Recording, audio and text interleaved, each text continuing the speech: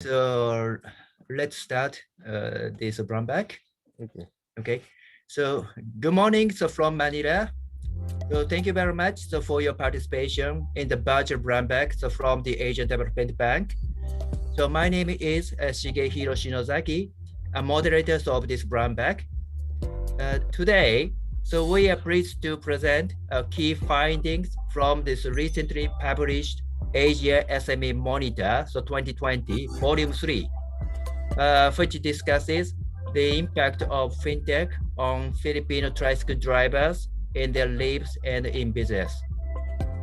So our studies was based on this baseline survey we conducted in late 2019, focusing on tricycle drivers that took innovative fintech loans using IoT device developed by Japan's fintech company, Global Mobility Service. So this study is supposed to be developed further for impact evaluation this year. So to discuss our report, we have the privilege of having Mr. Brian Kim as lead author of the report. So he is an associate professor in the economics department at Hong Kong University of Science and Technology and an assistant professor at Cornell University of the United States. We also have the intervention from the Global Mobility Service, so our study partner, Mr. Kazumasa Nakashima. Mr. Nakashima is the Chief Executive Officer of the Global Mobility Service Philippines. So he will report the situation of Filipino tricycle drivers during the pandemic in the Philippines. And as a discussant, we have Mr. Melchor Plabasan from Bangko Sentral Pilipinas, BSP. He will make comments, feedback on our report and discuss how fintechs can accelerate the financial inclusion in the Philippines with BSP's initiatives. So after 3 presentations, we will have open floor discussion. Then my colleague, Mr. Yamano, will announce the next phase of our studies as a new project. Okay, so for questions, as this is a broadcast type webinar, please type your questions into the Q&A box, which you can find at the right side or at the bottom of your screen. Please give your questions concisely. And so we will pick up these popular questions. For Japanese participants, Japanese interpretation is available in this webinar. Please click the interpretation icon on your screen and select Japanese. So to hear only the Japanese interpretation, just please click mute original audio. And also, please check the chat box. There's some instruction in Japanese. Okay, so before moving to this presentation, let me give the floor to our chief economist, Yasu Sawada, for his introductory remarks. So Yasu, please. Thank you very much, Shige. Good day, everyone. Welcome to the ERCD Brownbag, fintech loans to tricycle drivers in the Philippines. Micro, small, and medium-sized enterprises, in short, the MSMEs, play a very crucial role everywhere for business opportunities and also employment generation. For example, I will give you some number.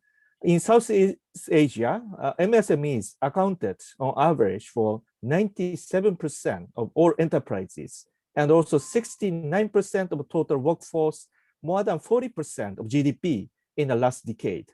Accordingly, MSME development has been a national policy priority in almost all countries in Asia and Pacific.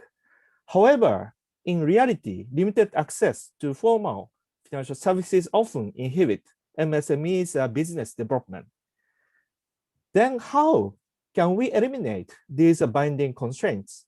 In order to provide a response, Albert Padri, today's discussion based on the thematic chapter of the Asia Small and Medium-Sized Enterprises Monitor, ASM 2020, volume number 3, focuses on financial technology, fintech loans to self-employed tricycle drivers in the Philippines. This report examines how fintech can empower the poor and unleash potential of micro business by giving access to credit market.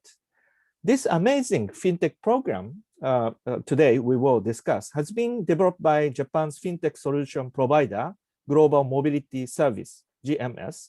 Our study is an outcome of successful collaboration between GMS, ADB, as well as the Tricycle Operators and Drivers Association, in short, TODAS, of the Philippines. I really thank Mr. Tokushi Nakashima, President and CEO of GMS, and also Mr. Kazumasa Nakashima, CEO of GMS Philippines, for this great opportunity. Today, we are very happy to have Mr. Kazumasa Nakashima, CEO of GMS Philippines, in our panel discussion. Also, I very much appreciate Mr. Melchor Plabasan from Bangko Sentral Pilipinas BSP and in joining as discussant. This study was led by Professor Brian Kim of Hong Kong University of Science and Technology and Cornell University, together with Shige and also Takashi and myself from ADB, who are all joining the webinar today. In addition, I wish to express my gratitude to Professor Sinju Choi of Seoul National University, who gonna joining this webinar also, and Mr. Shiho Park, now PhD student at the University of Illinois at Urbana-Champaign, for their strong joint work that led this report. Having said this, today's discussion is based on a very fresh, but the very first baseline study we conducted about a year ago. I'm looking forward to continuing our very close collaboration with GMS and the research team. Thank you. Thank you very much. Over to you, Shige. Thank you. Thank you, Yasu, for the remarks. So now, let's move to this presentation. So Mel, can you upload our presentation? Okay. So firstly, I'd like to brief the study background, and then Brian will discuss the details of our study. So next, please. Okay, so this study is on fintech loans commenced as part of Asia SME Monitor 2020 edition, financed by the Japan Fund for Poverty Reduction. We focused on Philippine self-employed tricycle drivers for the study. So the self-employed home businesses or informal businesses are an important segment of MSME development agenda. So that's why we target self-employed tricycle drivers. So in this study, the main objectives of the studies were to how financial technology can help tricycle drivers improve their living standard and social welfare, and also to explore possible financing models for the self-employed people or tricycle drivers. The studies was conducted in collaboration with Global Mobility Services, GMS, and tricycle operators and drivers associations we called TODA. The baseline survey was conducted by the Manila-based consulting firm, OIDCI, from November to December 2019. Next, please. Okay, so just to quickly touch upon ADB's Asia SME Monitor, which we call the ASM. The ASM is a knowledge-sharing product developed as a key resource on MSME development policies in developing Asia. The ASM comprises 3 key components. First one, thematic analysis. Second one, technical assessment, denoted by a newly developed composite index, SMEDI. And third one, country and regional review. So this is the main report of the SME Monitor. And in the thematic analysis, upper circle, the ASM will discuss pilot project case studies related to MSMEs. So based on knowledge solutions, so identified by country best practices and selected impact evaluations. So this fintech loan study is part of this component. Okay, next, please. All right, so this is just for your information. at ADB website, so you can download all 4 volumes and data of Asia SME Monitor 2020. Okay, now I hand over to Brian. So Brian, please. Yes, next slide, please. Yeah, these are the contents. Next. So I briefly, I guess most of us know where about the fintech project, the GMS technology. So let me briefly explain it. Next slide, please. So GMS technology, GMS technology can monitor tricycles, GPS coordinates, their distance, time traveled, speed, and the battery, engine oils. These are all possible, but more importantly, they can remotely deactivate the tricycle once it is safely parked. So the drivers is not able to pay back. They basically, the GMS technology allows them to deactivate the tricycle and take it back. So that's the new development. Next, please. And this allows new opportunity for the lenders and the borrowers. For the lender side, the new technology significantly reduced the monitoring costs. Motor hazards might decrease. Also, in case of the failure to repay, tricycle can be safely deactivated and confiscated. So it basically allows lenders to prevent the failure of the repayment. Next, please. Again, it's new opportunity for the borrowers too. It allows the drivers to get the loan for the tricycle without collateral. This is new. This is very critical. So the other owner of the borrowers, the owner of the tricycle drivers, they should put the collateral, but most of them, like very many of them, do not have collaterals. So this technology allows the tricycle drivers to borrow the money to be an owner of the tricycle even without collateral. It also allows to progress their career much faster. Next, please. So implement a survey. We survey fintech, the fintech drivers, the drivers who finance the tricycle through this technology, and also conventional drivers who own the tricycles through the conventional loan program. But I also want to note that we will present some results, but this is not actually causal. It's association. So it's a combination of two factors: causal impact and selection effect. So fintech technology may attract different type of people. At the same time, it also makes the drivers to change their behaviors. So two things: to select the different people and make the drivers change their behavior. It's a combination of these two. Next, please.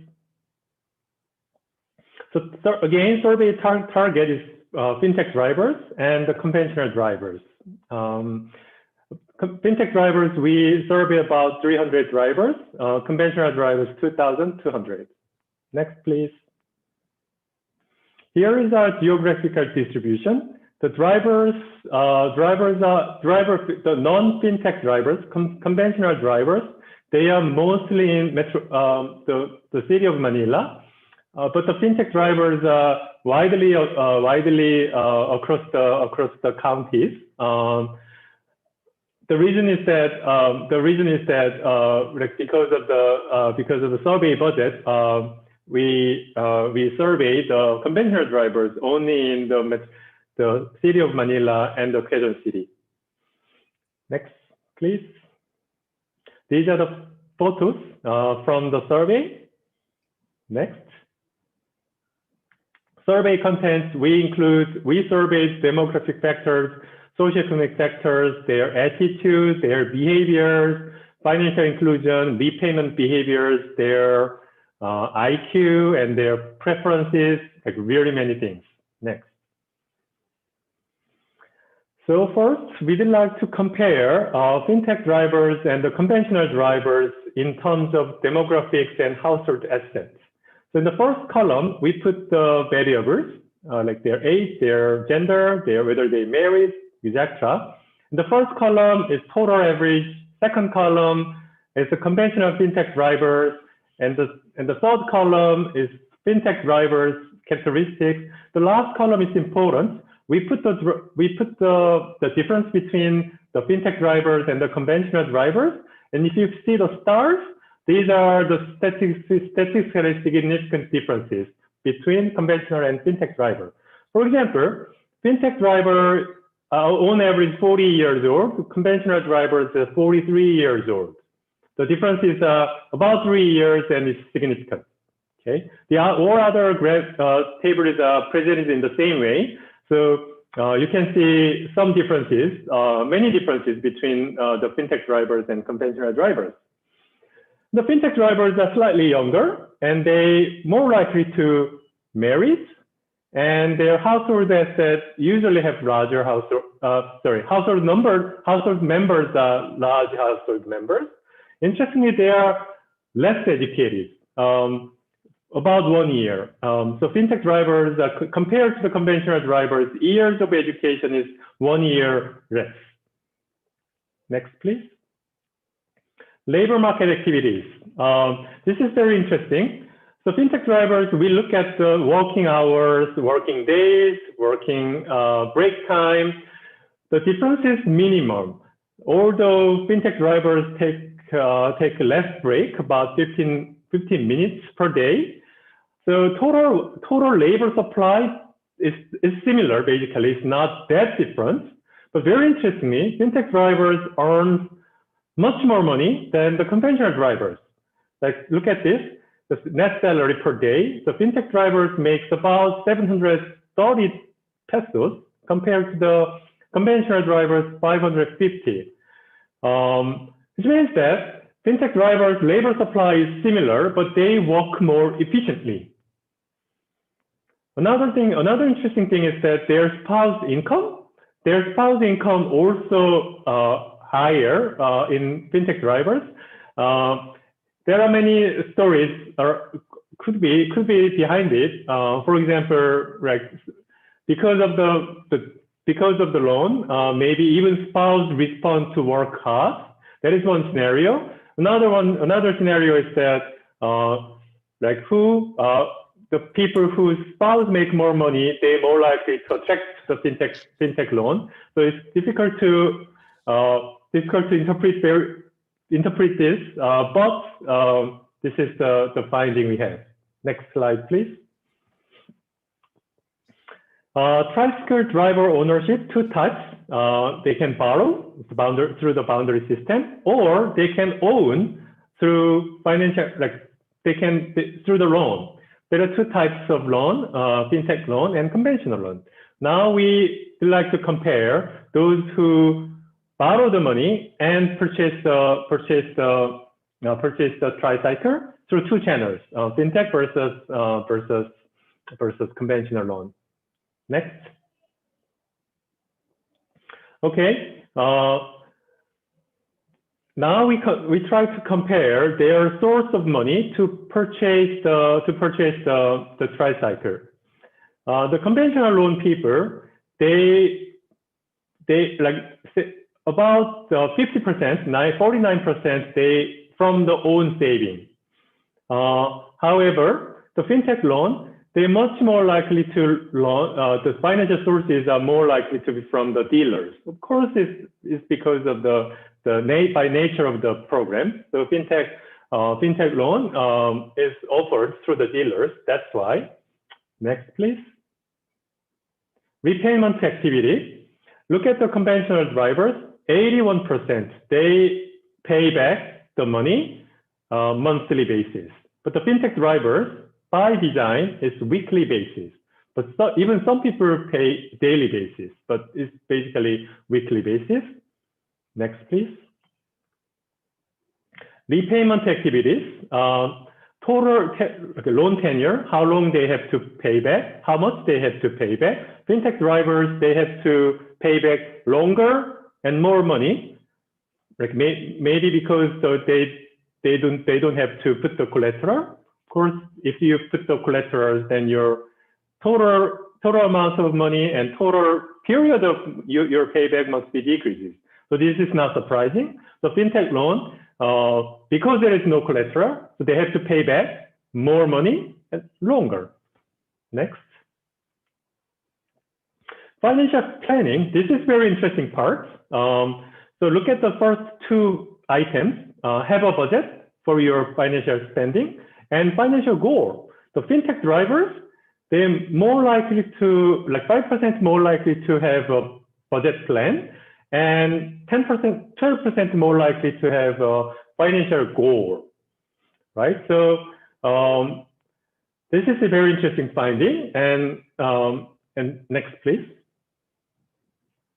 And ownership of financial instruments. Let's focus the first two graphs. The first one is the bank account ownership, and the second one is debit card ownership. The first bar in each graph is conventional owner, and the next one is the fintech owners, fintech drivers. The fintech drivers, they are more likely to have bank account and more likely to have debit cards. I think it's a result of the fintech loan. As a consequence of fintech loan, they are more likely to have bank account and they're more likely to have a debit card. Next, please. The same types of table.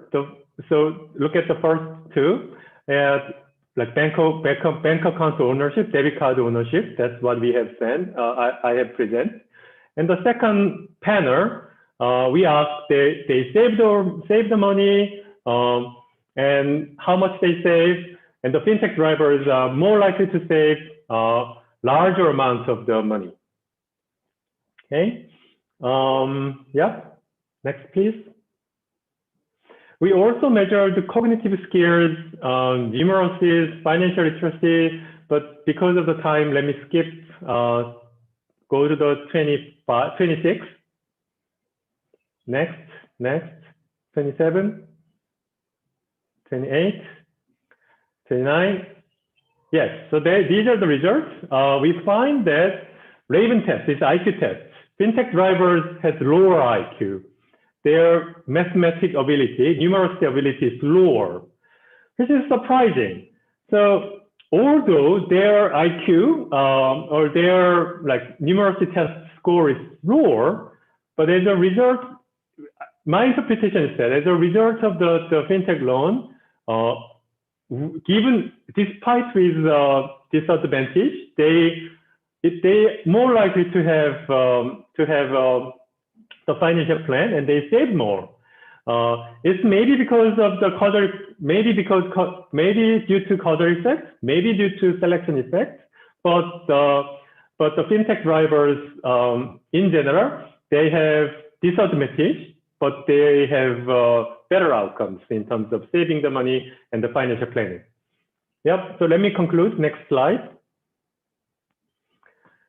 Yep, second bullet point, fintech drivers, much higher income than the conventional drivers with similar working hours. That means they work efficiently. And they improve, they have better money management in a sense that they have financial goals, better saving habits, even though they have lower cognitive abilities and lower education levels. The next bullet point, why the burden of loan payment reduced the incentive to borrow for the non-Tricycle proposed, but fintech loan drives more people to open up the bank account too. So our team see some great potential of the fintech loan, and we hope to study more about the total benefits of this program with better study design. Thank you. Okay, thank you, Brian, for the excellent presentation. Actually, so we also recognize that, so from this study, that this financial education is also critical, so for tricycle drivers to access more new and better financial tools. I think that this is one of the so results we will focus on this next phase of the study. Yep. Financial education matters. Okay, Right. so let me give this floor to Mr. Nakashima. Please, Mr. Nakashima. Okay, thank you. Let me share the screen first.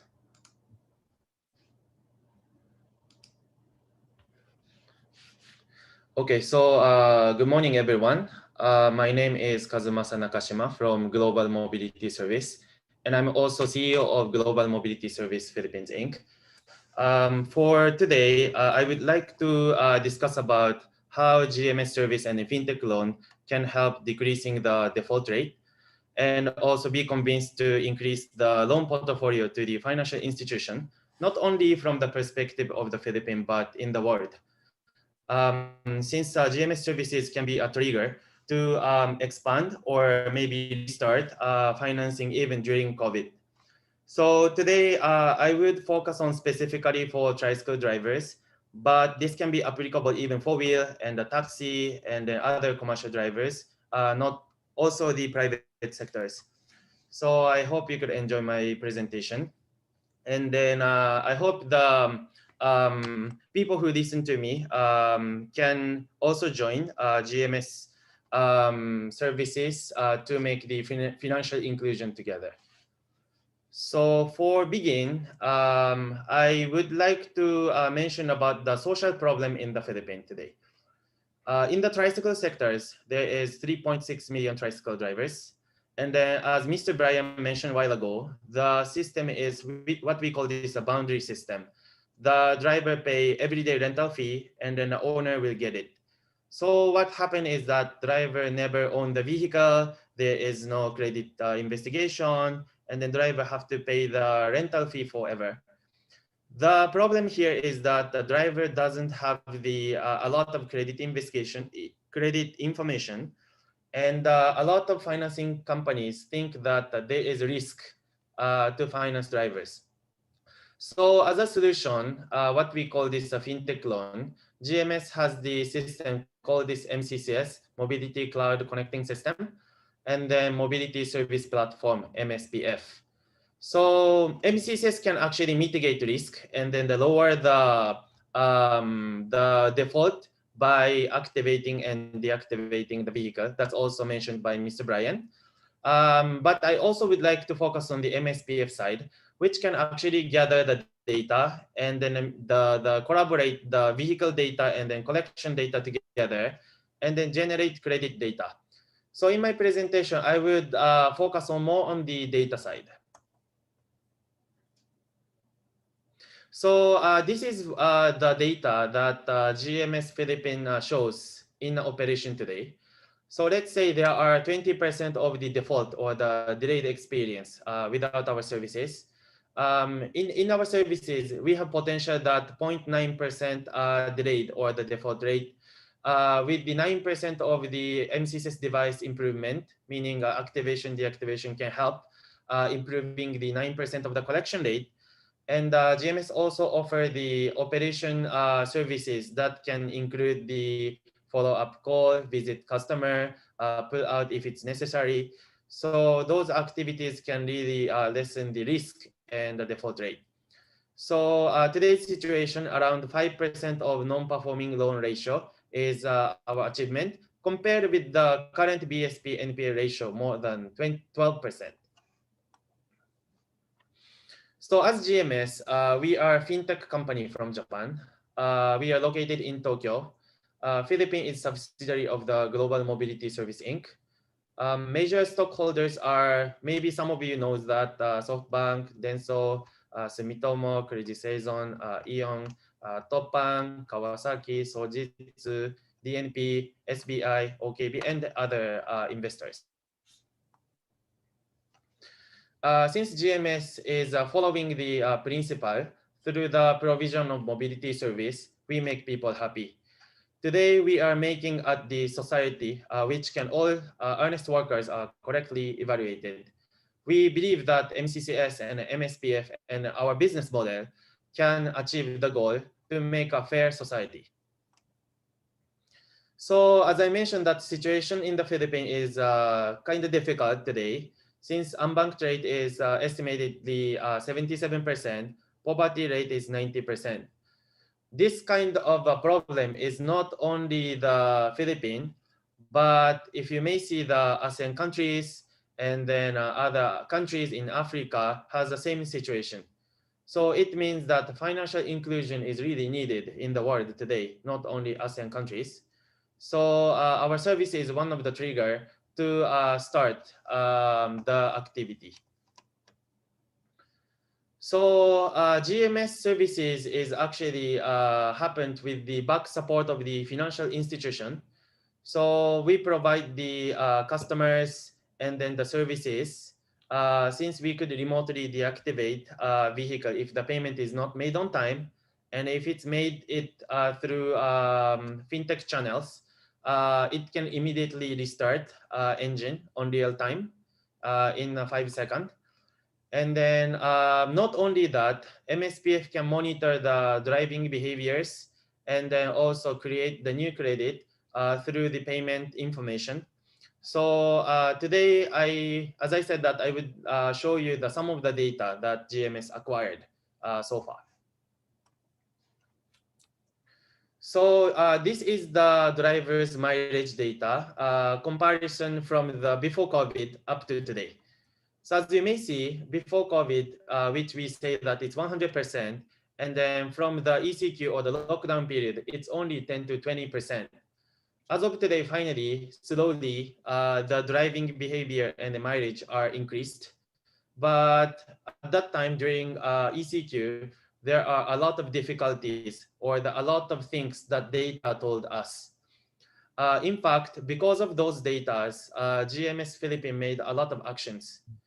So driving data actually tells stakeholders voice and tells us a lot of stakeholders voice. And then one of the things that we found out through the data and then as an output is that our staff called all the clients of the GMS Philippines and then found out at that time 96% of the customer cannot live without help. And then most of the driver couldn't use the vehicle. And then most of the driver has no income. So as expected, it's really happened in the field. This is let GMS Philippines make action for the distribution of the rice or the food or any help that we can do. The reason why we could do this is because we could get trigger from the data and then could make action. And then specifically the area which has suffered from the lockdown and then the limitation from the government because of the some of the regulation. So the regulation that today causing in the tricycle industry is that less passenger and then less driving days. We call this a coding. And then even some of the trips are limited depending on the LGUs. So we believe that if the driving situation is improved, I guess the collection and then activities can be more promoted. So we also understand that the pandemic situation is quite difficult, but we also promote LGU and then government to lower the limitation so that tricycle drivers' life can be better. So through those activities, we could succeed to make their life better. So when we see the July, for the livelihood and then income begin to be recovered. And then when we talk to the drivers, they are now motivated to work. So through those data, we are seeing that probably some of the area might be able to restart the financing. So what we focused on now is that we checked based on the area, what happened with the driving mileage. So this is some of the things that nobody noticed today. When you try to see the macro data, or when you try to see the newspaper or see the field in the Philippines, you may see that not a lot of public transportation is still driving or driven, but actually for some areas went back as like new normal. For example, Bohol and Davao, Visayas and Mindanao area, some of the areas are actually going back to the normal. So we also wonder, how about collection rate? As you can see, as driving range is increased, collection rate is also increased. So some of the area that driving range are drastically improved are also improved collection rate. So some of the financing institution partnership with GMS already restarted financing activities before other financing institutions noticed that those areas are sweet spot. So fintech data, MSPF data can also find out which area and then what kind of customer can be safe and then be financed for that. So the statistics that MSPF shows today is we found out mileage and then collection with MCCs has a lot of correlationship. So this data shows that when you see before COVID, right upper field, most of the driver pay and drive. But because of lockdown, if you see the red square, there are less driver drive and then pays. Actually, they couldn't pay during that time. And then if you see the GCQ timing and also the mid-March, that's the mixture of the normal and then lockdown, it's middle. So this trend can be seen in Metro Manila, other Luzon area, Visayas area, in very similar range. So we conclude that if you install MCCS and if those drivers are driven, we can see correlationship is 93.5%. So today, financial institutions have a lot of concern about providing loan post-COVID. Do you already imagine how long COVID problem or COVID season might last? Or did you already imagine that after COVID? So even today, there are a lot of people able to get loan before, but unable to get loan today. So we also think that those people are sweet spot, but there is no trigger to start loans. There are big opportunity to provide loans to those people through GMS services as well. So some of the example that we could show is that we aim at some spots, sweet spot from the MSPF data that we could provide loans. So from June to January 2021, we provided areas that we are confident to collect money. So today, those data shows that our collection rate is more than before COVID. And then compared with the other companies, current collection rate 60% to 70%. I would say that when you utilize the data through financing, there is a lot of opportunity that can beat COVID. So that's what we can believe today. Lastly, for your information, I would also like to mention how remote control system can contribute to lessen the default rate. So the left circle mention about 100 people. To be honest, there are around 30 people who did not pay on time. However, those people are followed up by our operation and then pay 10%. Around 20% of the customer are experience a deactivation today. Though those 20%, summary of 20% in the right circle, in short, only 4% of customer couldn't pay more than 2 weeks as of today. So after 2 weeks, we usually talk to the customer. Sometimes they pay. Sometimes suddenly we need to repossess. However, we are also supporting to resold units.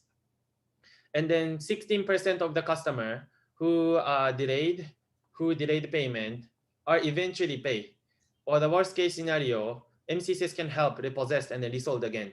So that's how our default rate is lower, or how fintech loan can help lessen the risk today. When the financing institution can gather up and then make financial inclusion together, not only in the Philippines but in the world. Today, when you focus on the Philippines, there is impact of $6 billion a year if 3.6 million tricycle drivers could get all. This is connecting with the 1.6% of the GDP in the Philippines. If there is a finance, there are a lot of stakeholders can make economic activities such as vehicle manufacturer and also the repair factories and then even maintenance shop can earn. And then not to mention the income of the tricycle drivers are increasing. So this is the impact if GMS services is provided in the Philippines. And then we hope that we could have this activity together with the financing institution. So we are confident that since GMS services can mitigate risk and then promote payment of the drivers, so when they paid, there is additional credit, additional information that we can create, and then there is a successful story of the users. But not only for the users, but we are also confident again that benefit or the promotion of the loan can lead happiness to both clients and financial institutions. So GMS believe that through the provision of mobility service, we make people happy. And then today, as a CEO of Global Mobility Service Philippine Inc., I would like to promise that the GMS will achieve contribution to the international society. And then we also get trust from stakeholders, and we keep challenging to the future. So this is all my presentation. Thank you very much. Thank you, Mr. Nakashima, for the very important and timely information on the condition of tricycle drivers during the pandemic. Also, we saw the very fantastic figure that the GMS contribution to GDP in the Philippines is estimated to $6 billion per year. So that's very nice figures. So you are contributing. So now we move to Mr. Plabasan, so from BSP. Mr. Plabasan, floor is yours. Yeah. Mr. Plabasan. Yeah, thank you so much. I hope you can hear me. I would like to share my screen. Hi, good morning, everyone. And I'm glad to participate here in this brown bag. And I hope you can see my slides. Wait. Yeah. And it's great to be one of the discussants here and to share our insights about this very worthwhile study on fintech loans to our tricycle drivers. And first and foremost, I would just like to copy this to this particular slide from the previous study, from the study about the summary of findings. And I would like to commend the proponent of this study for focusing really on one of the financially excluded sectors in the Philippines, which is, of course, our tricycle drivers. And I think somehow these findings actually are consistent and validate our long-standing thrust to promote financial inclusion and digitalization in the financial services industry. I mean, when you say financial inclusion and digitalization, they are actually mutually reinforcing. I mean, they go hand in hand, enabling each other. And I'd like to discuss some of the findings here as I go along with my presentation. Of course, obviously, there was a significant shift to digital financial services, right? It's happening everywhere. It's very obvious in the Philippines. There was a significant growth, a tremendous growth, exponential growth in digital financial services. And consequently, there was a reduction in the use of ATM for withdrawals and checks for obvious reasons, really. It's really the physical distancing limitation. And this pandemic has become what we can say as the imperative for everyone to go digital, right? This pandemic has taught us that going digital right now is not just a matter of convenience, but indeed it's really a matter of a necessity or survival. And for us, that we see that we can really harness on the safe, secure, and vibrant digital economy and this can also help us particularly with our economic recovery, right? The objective in the near term, really, aside from having equal access to vaccine, is really to revive the economy, to jumpstart the economy. And we see the big role of as I mentioned, safe, secure, and vibrant digital economy. Now, again, we are commending the proponent of this one for focusing on the tricycle drivers, which essentially is part of the MSME sector. As you can see here, we cannot really talk about inclusive growth without addressing the development needs of the MSME sector. And as you can see here, 60% of the exporters belong to MSME. A big chunk of the business profiles or business landscape really belongs to the MSME sector. And in fact, in 2019, the MSME sector provided 5 million jobs in the Philippines. So we really see the need to, if we are going to devote our efforts on economic recovery, I think it's important to consider the role of MSME sector. Now, speaking of MSME, I would like to highlight that there are really some initiatives that the BSP is undertaking. Let's say we have the credit risk database. It's technology driven, so that will facilitate there's a technology driven credit scoring system. So that will facilitate access to finance. We have the demand side server to better understand the needs of the MSME sector. Shige mentioned about the importance of financial education and literacy. So it's not just for the MSME sector, but all our countrymen in general. And of course, I will touch upon the digital payments transformation roadmap of the BSP. So it will also ensure that we can expand access to innovative digital financial services among our countrymen. As I mentioned, we have embarked on a digital payments transformation roadmap for 2020 to 2023. The main goal really is to convert 50% of retail payments to digital, and to ensure that 70% of our adult population have access to transaction accounts. And how do we do this? So essentially, the roadmap is like this. So we're going to collaborate with the different sector to provide the digital payment streams, to improve the digital finance infrastructure, to have digital governance, to ensure trust in our digital payment system.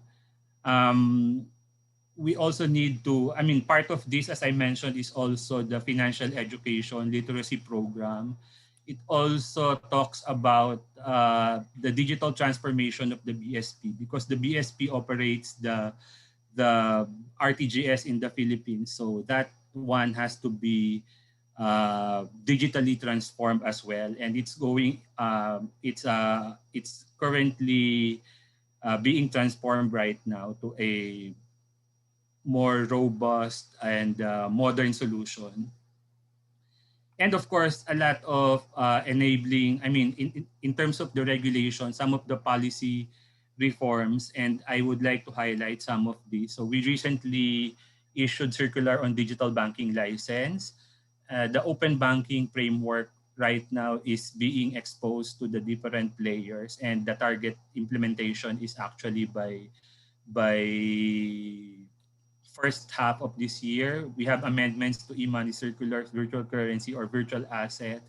And of course, we also are updating our regulation on cloud computing. Again, all of these are really intended to ensure that we can introduce efficiencies in our financial system and at the same time expand access to innovative services so that we can reach more of our unbanked and underserved sectors of our society. And again, as highlighted by this particular study, technological innovations or technology in general can be a survival kit, a survival tool, right? So, while this pandemic has brought a lot of disruption to our lives, we can say that when you have all of these digital financial services which serve not only as a survival tool, but if we are able to channel them the correct way, the right way, that can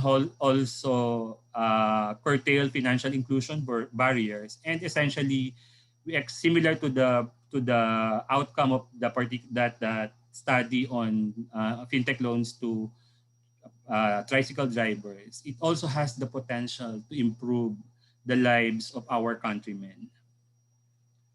That's all, and thank you so much. Okay, so thank you, Mr. Plabasan, so for your excellent intervention. So as you pointed out, so pandemic has forced businesses to shift to digital financial services and contactless society under the new normal. So the role of this DFS, digital financial services, has been increasing definitely. So even in the traditional business.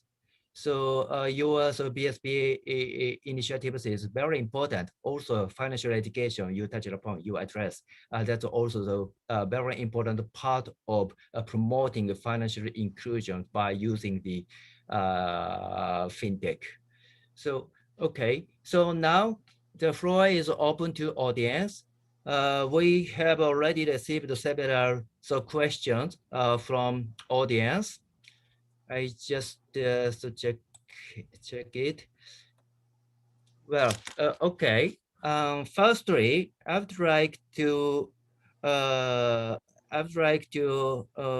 pick up some questions for Mr. Nakashima, GMS, and so let's see. So because small characters here. Okay. That's okay. So once questions from the floor. So how did GMS do this credit risk assessment of tricycle drivers? And also related to this, so were any loans applicants rejected? So for this GMS tricycle drivers fintech loan programs, and also there was a legal issues pointed out from the floor. So is there any legal issues or no legal issues for deactivating the tricycles for this fintech loan programs or something like that? Okay, so firstly, I'd like to ask Mr. Nakashima to answer these questions. Risk assessment of the tricycle drivers for your fintech program, and also loan application rejection issues. Yeah, and also one more important questions I received. Does reduced moral hazards lead to lower interest cost for the driver? If yes, this would also lead to faster repayment of the loans. Maybe this one will be answered by all of the speakers. But anyway, so we'd like to invite Mr. Nakashima to answer these questions, risk assessment, and also legal issues for deactivating this motorcycle. Okay. So first of all, thank you for many inquiries and questions. If I miss some of the question to be answered, please let me know. So I begin with the question of the risk assessment part. So today, before GMS send application to the financial institution, we do credit screening by ourselves. That is start from the basic screenings, including the character check and then the income information. However, the something it's interesting is that we actually also check the driving behavior of the customers. So from the data, we know what kind of driving behavior would lead the good collection rate. So there is a questionnaire that we would ask them to answer. And then if those customers are potentially matched with our group, we call this a group one, we would usually endorse this to the client. So not only for the usual credit investigation, we also use the data from MSPF. So that's what we do. However, I also would like to emphasize that even if let's say the tricycle drivers are at the risk, and then we release the unit, we are also confident to deposit the vehicle with the MCCS, and then we can replace new customers. So the concept of our company is that we can do the financial operation up to the loan paid, even if the customer change twice or three times. So that's how we do. And then for next, maybe I can answer about legal things.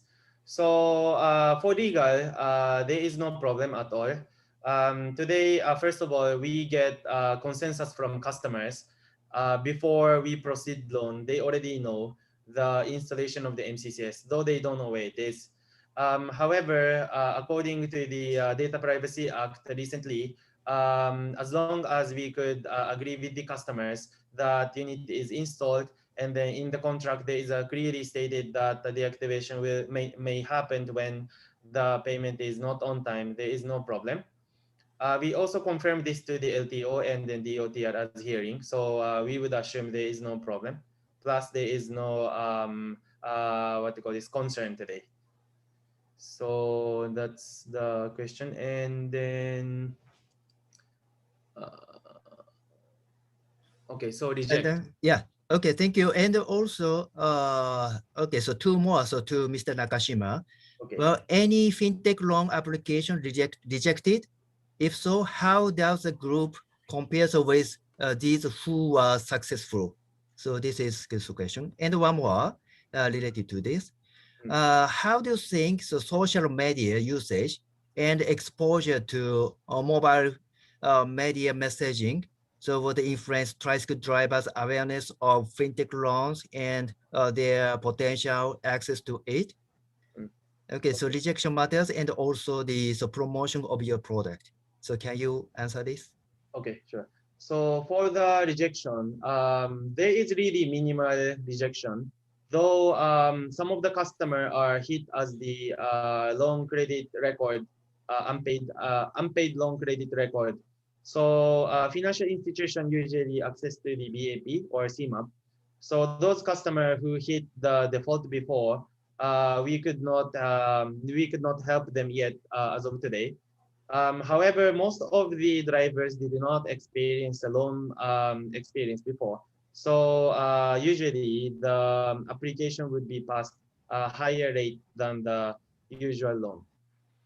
So that's the answer for the rejection. And then for the approach of the social media, as of today, I was surprised. Even from the article of the ADB shows that there are more drivers started to have the smartphone. And then most of the drivers, especially Toda people, are belong in the community.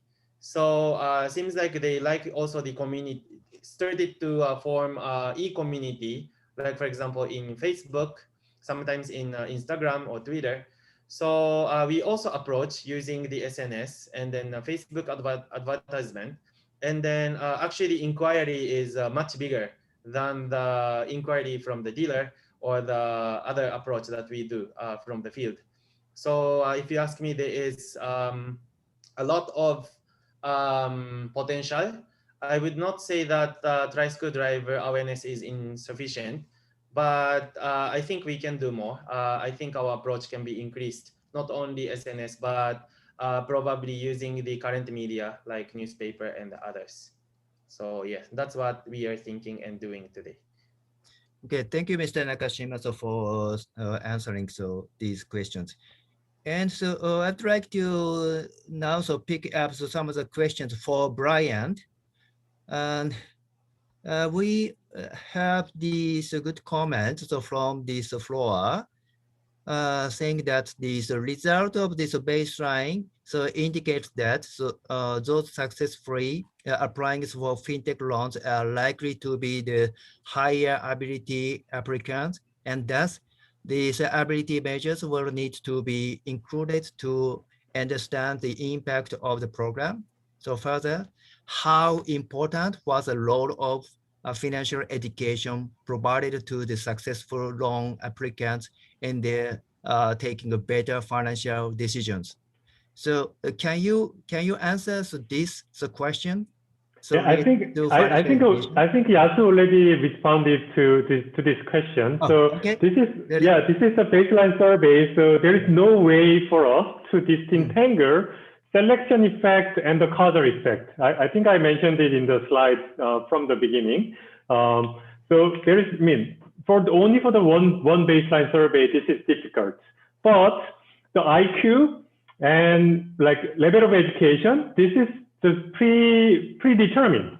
IQ is difficult to change after they become adults, and level of education is no way to change because of the fintech.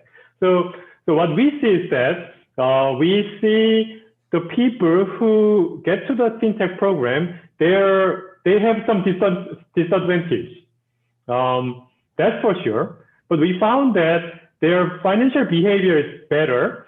That part we don't know. This is like we don't know 100%. This is as a result of the loan, or people who have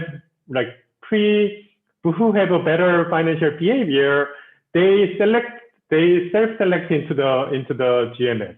But here we see it's a little bit difficult for the company, for the GMS, to disentangle, to carefully measure their financial behavior, even at the stage of the application. So of course, it's a combination of selection effect and the causal effect, but we believe that there's some positive impact on the financial behavior. That's the answer. I hope it's okay. fine. Yep. So Brian, thank you.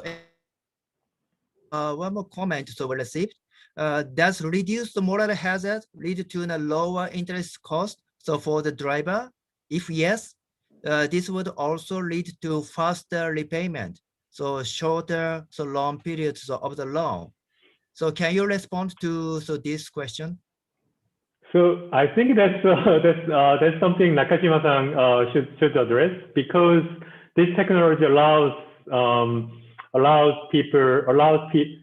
drivers, borrowers, to pay better.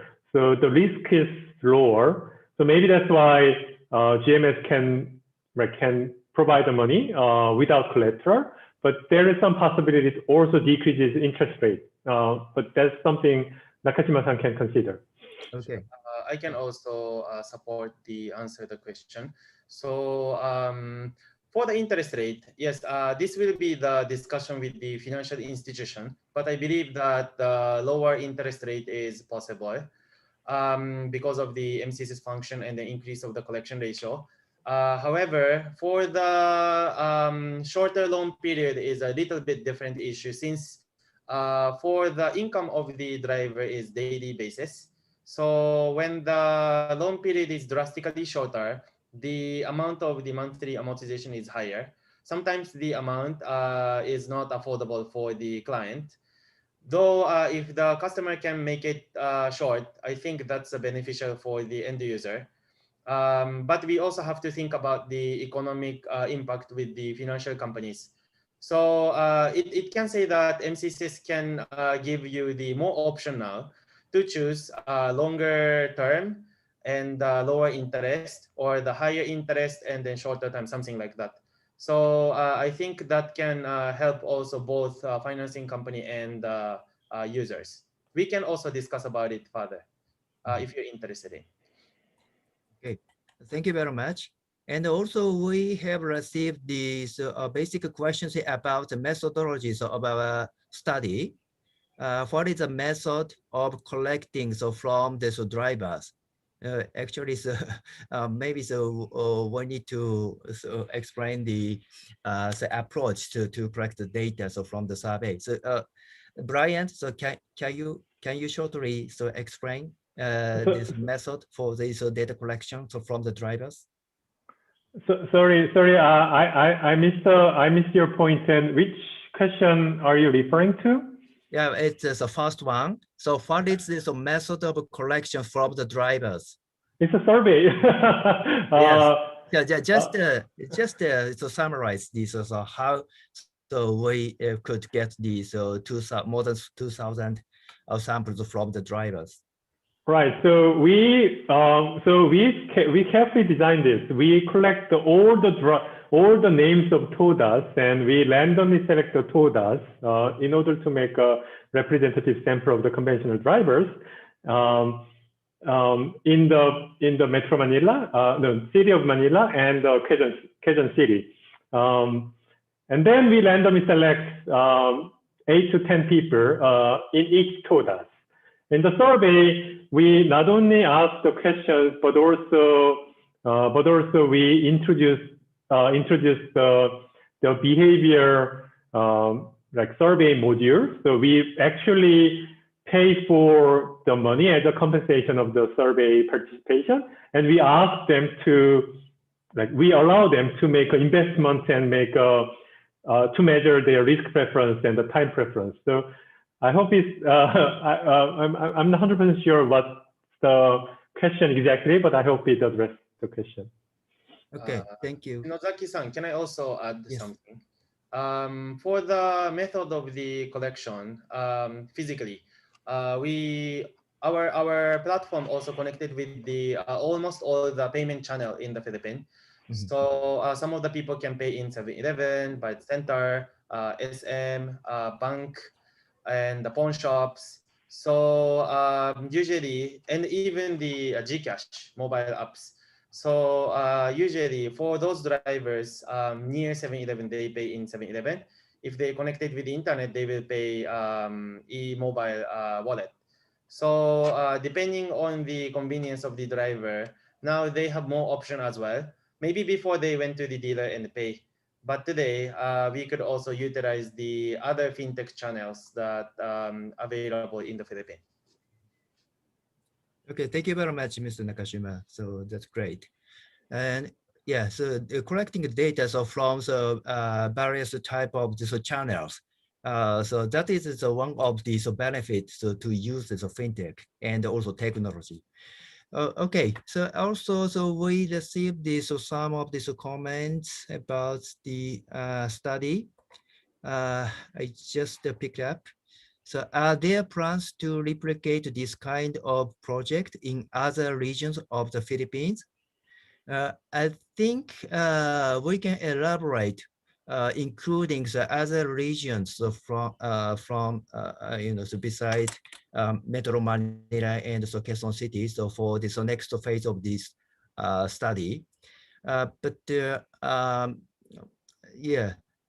This is also important to cover all regions as much as possible for the study.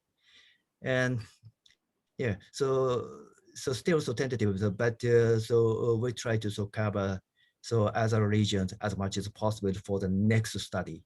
So maybe after the Q&A session, Mr. Yamamoto will touch upon this new phase of the study later.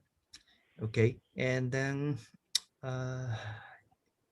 Shinozaki-san, is it also okay for me to make a comment about this question? So for the replicate of the project, GMS today is providing these activities through the whole Philippine market.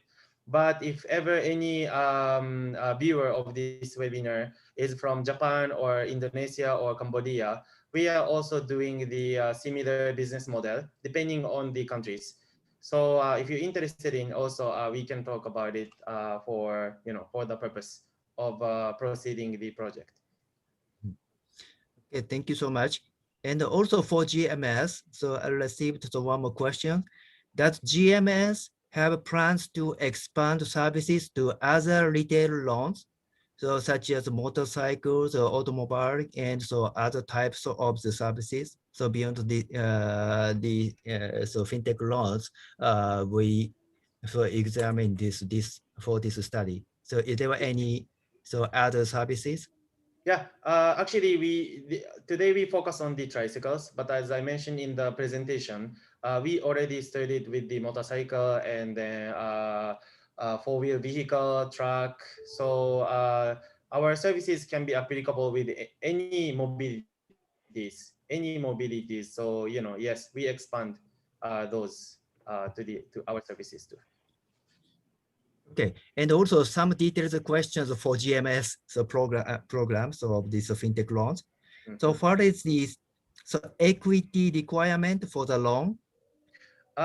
Yeah, actually, depending on the financing companies, but one of the strengths is that since our loan is strong, how can I say, there is a strong collateral power, so we can actually go with even without down payment. Some of the financing company also require down payment. So depending on the competition, I mean, if you want to emphasize your product stronger, we can also help to make the new product. So yeah, that's how it works. But yeah, we also have the product. There is no down payment today. Okay, thank you. And then so also so several questions to Mr. Nakashima. Sure. So do you also provide additional loan for repair of the unit in case so something happened? So Yeah. or so if needed? Well, yes. Strengths of our company is that we connected with finance and vehicle and technologies. So we also have the in-house repair staff that can help to also do the condition of the unit or recheck the units. So we could also do that. There is also a program that second-hand vehicle repaired by us and then the loan. So we also have the product not only providing second-hand loan as it is, but recondition and then the loan to the end users. So the answer to the question is yes. Okay, thank you. And so last one. So what is the percentage share of the Tricycle loan so to this total loan portfolio of the GMS?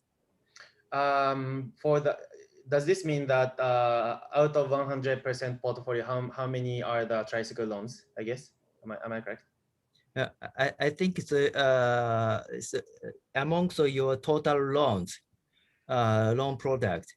So what is the percentage share? So this Tricycle okay. loan. Mostly around 80% is Tricycle and then 20% is four-wheel. I mean other vehicles today. Okay. 80%, 20%, something like that. Okay, thank you. So now, yeah, I think I picked up all the questions right now. So any other questions from floors? Did we answer the question? There is a rise in delivery segment. Can GMS target known to the community also? I guess Also, if you don't, yes, please. Also, are we getting questions from Japanese participants? Are we getting? Could you make sure that? Check. Or encourage them to maybe ask questions? Yes. Okay. So for Japanese participants, so you can also type the Japanese in the Q&A box, and then I pick up the questions. So no need to write the English. So for this Q&A session.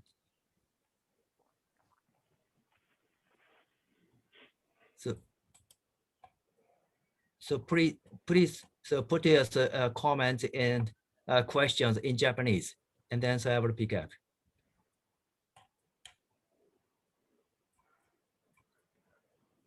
No questions?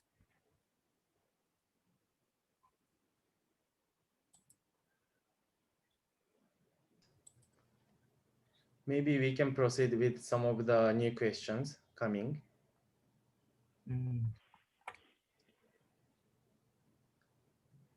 Okay, so just a moment.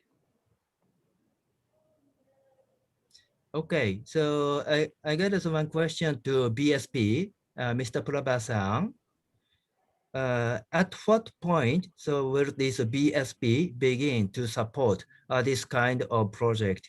And also what kind of support can the project look forward to?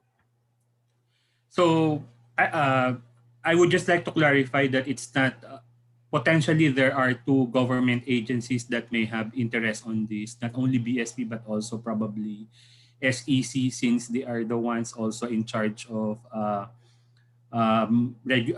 supervising lending companies. But again, it's also, as I mentioned in the previous slide, there's the regulatory, there's the enabling regulatory environment. And if this is, I'm sure this is consistent with our digital payments transformation roadmap. The digital transformation in general and providing access to our underserved countrymen, then we will definitely support these initiatives. Okay, so any other questions, comments, or feedback, suggestions from the floor? So Japanese language, it's okay. So you can write down these Japanese questions in the Q&A box. So no more questions? Okay, so if no more questions, so thank you very much for your active participation in the discussion. So, okay, so now they're on time. So let's move to this next. So Mr. Yamano, will highlight this next phase of our study. So Mr. Yamano-san, so please. Okay, thank you very much. Thank you for the great presentations, Brian and Nakajima-san, and great discussions. There are so many questions, and this shows that there's a strong interest among the participants in this area of fintech and new loan models.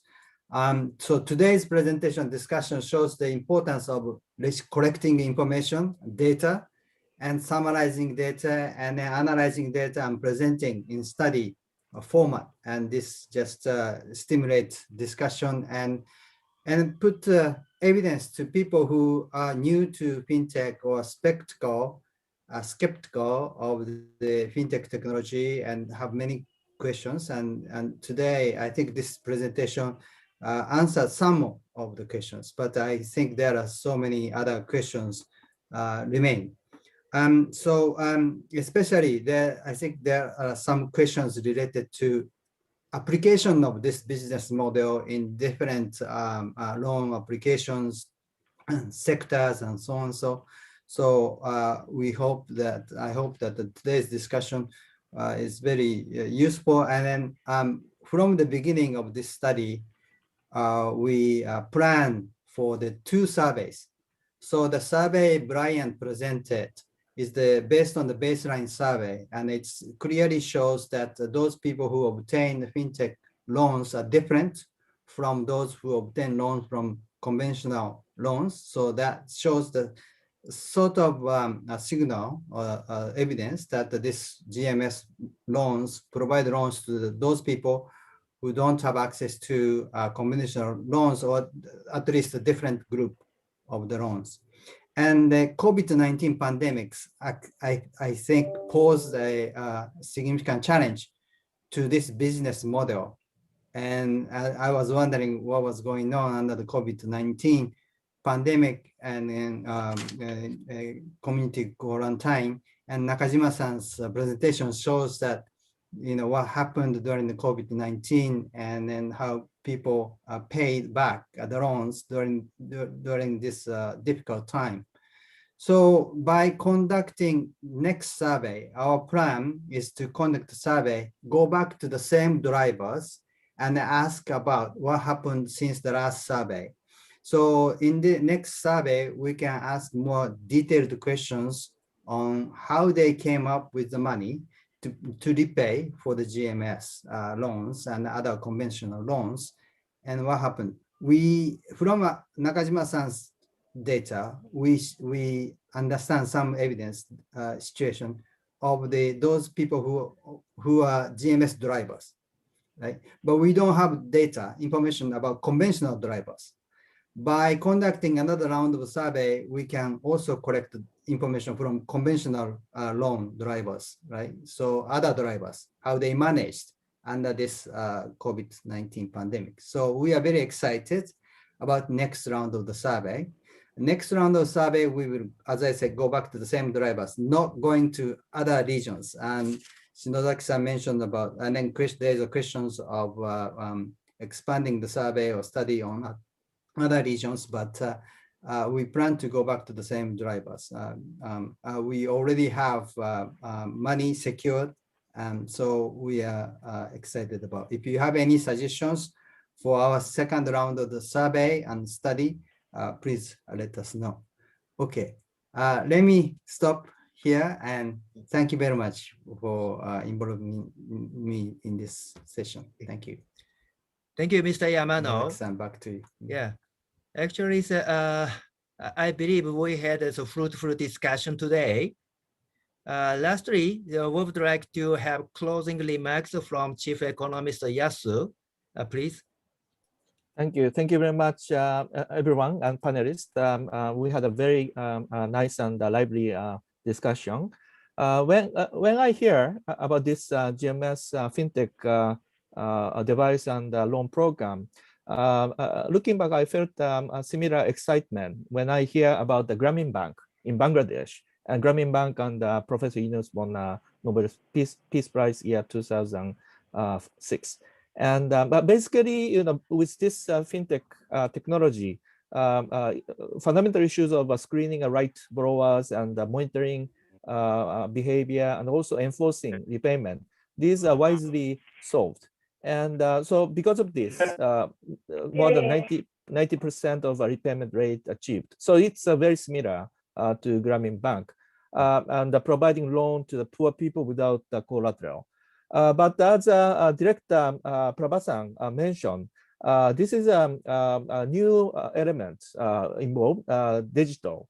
And this is a very great use of digital platform or digital technology.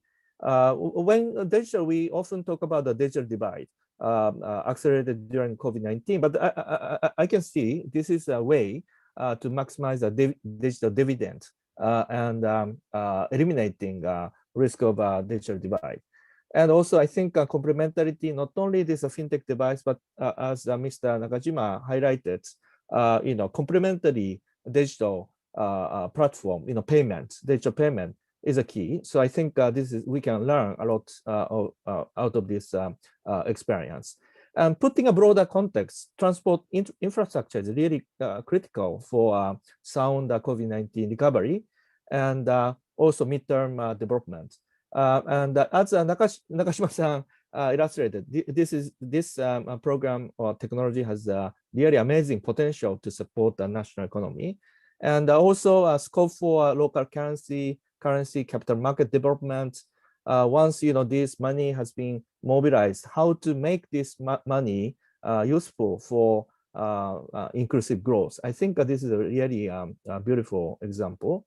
And according to Brian, today's results, we cannot necessarily disentangle selection effect and causal impact, but we see a lot of interesting observation. For example, fintech drivers work same time, but earning more income. That indicates they are taking more passengers and working much harder. So I think fintech seems to generated some interesting incentivizing workers' behavior as well.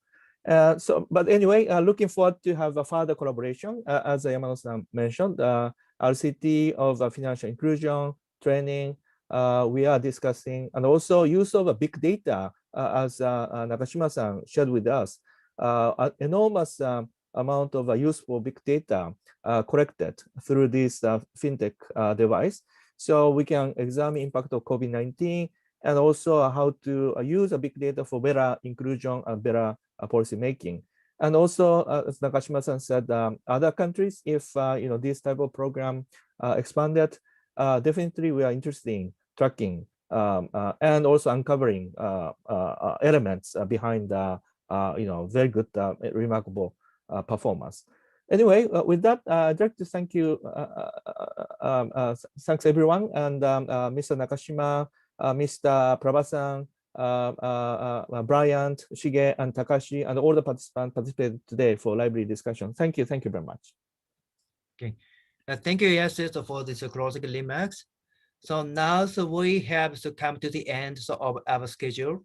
So we thank you all participants and the speakers for your active intervention, and would like to express our gratitude to the organizing team from GMS and ADB. So especially Haruka-san and Mel and Dixie. Thank you so much, and have a nice day ahead. So thank you very much and goodbye. Okay, thank you. Thank you very much. Bye-bye. Bye. Thank you.